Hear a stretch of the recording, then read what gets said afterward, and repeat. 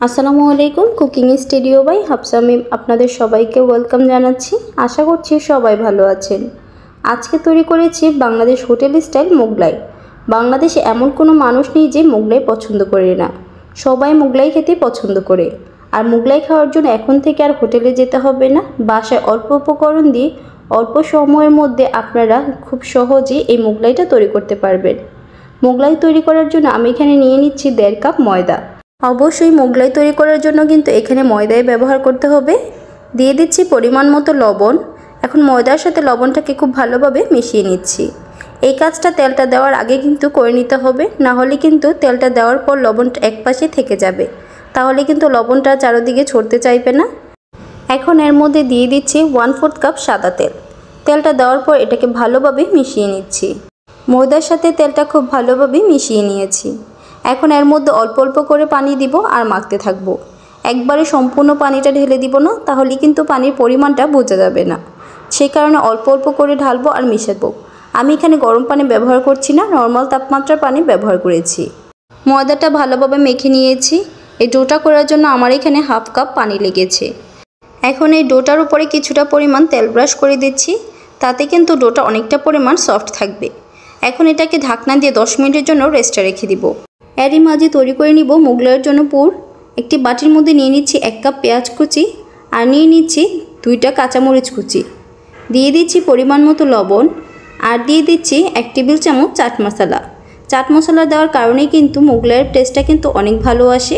এখন পেঁয়াজের সাথে সবগুলো মশলাকে খুব ভালোভাবে মাখিয়ে নিব, তাহলে কিন্তু পেঁয়াজটা অনেকটা পরিমাণ সফট থাকবে।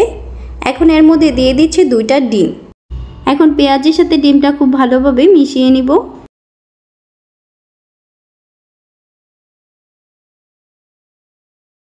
পেঁয়াজের সাথে ডিমটা ভালোভাবে মিশিয়ে নিয়েছি। 10 মিনিট রেস্টে রাখার পর ঢাকনাটা খুলে নিচ্ছি। দেখুন ময়দাটা কতটা পরিমাণ সফট হয়ে গেছে।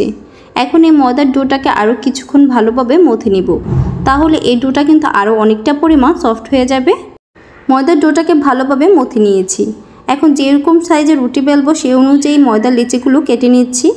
আমি এখানে মোগলাই পরোটার জন্য 3টা লেচি কেটে নিয়েছি। এখন একটি বোর্ডের উপরে কিছুটা পরিমাণ ময়দা ছিটিয়ে দিচ্ছি, তারপর একটা লেচি উপরে দিয়ে দিচ্ছি। এরই উপরে আরও কিছুটা ময়দা ছড়িয়ে দিচ্ছি। এখন এটাকে গোল করে রুটি বেলে নিব। মোগলাই তৈরি করার জন্য মোগলাইয়ের পরোটা কিন্তু পাতলা করে বেলে নিতে হবে, না হলে ভাজার সময় উপরটা হয়ে যাবে এবং ভিতরটা কিন্তু কাঁচা থেকে যাবে। রুটিটা পাতলা করে বেলে নিয়েছি। এখন এই রুটির উপরে ডিমের মিশ্রণ দিয়ে দিচ্ছি। ডিমের মিশ্রণটা কিন্তু মাঝ বরাবর দিয়ে দিতে হবে। ডিমের মিশ্রণটা মাঝ বরাবর দেওয়ার পর এটাকে একটু চারকোনাভাবে ছড়িয়ে দিচ্ছি। ডিমের মিশ্রণটা ছড়িয়ে দিয়েছি। এখন এটাকে ভাঁজ দিয়ে নিব। এক পাশে প্রথমে ভাঁজ দিয়ে নিয়েছি, তারপর অন্য পাশে ভাঁজ দেওয়ার আগে একটু ডিমের মিশ্রণ এর মধ্যে লাগিয়ে দিয়েছি, তাহলে ভেজে নেওয়ার সময় কিন্তু আর জয়েন্টগুলো ছুটে যাবে না। একই রকমভাবে প্রত্যেকটা জয়েন দেওয়ার আগে ডিমের মিশ্রণটা লাগিয়ে নিলে কিন্তু ভেজে নেওয়ার সময় ভাঁজগুলো আর ছুটে যাবে না। একটা মোগলাই কিন্তু তৈরি হয়ে গেছে। এখন এটাকে ভেজে নিব। প্রত্যেকটা মোগলাই তৈরি করার সাথে সাথে কিন্তু ভেজে নিতে হবে। তেলটা মিডিয়াম গরম করে নিয়েছে। এখন এর মধ্যে মোগলাইটা দিয়ে দিচ্ছি।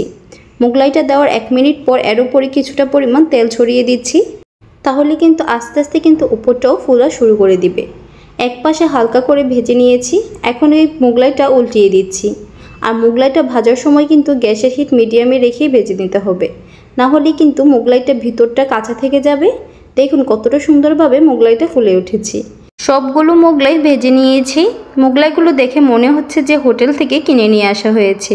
এখন এই মোগলাইটাকে ছোট ছোট করে কেটে নিচ্ছি। আপনারা কিন্তু খুব সহজে এই মোগলাইটা বাসায় তৈরি করতে পারবেন। বিকেলে চায়ের সাথে আপনারা এই মোগলাইটা পরিবেশন করতে পারেন। দেখুন কতটা সুন্দরভাবে হয়েছে এবং ভিতরটাও কিন্তু ভালোভাবে কুক হয়ে গেছে। আমার রেসিপিগুলো আপনাদের কাছে ভালো লাগলে একটি লাইক, শেয়ার এবং সাবস্ক্রাইব করতে কিন্তু ভুলবেন না।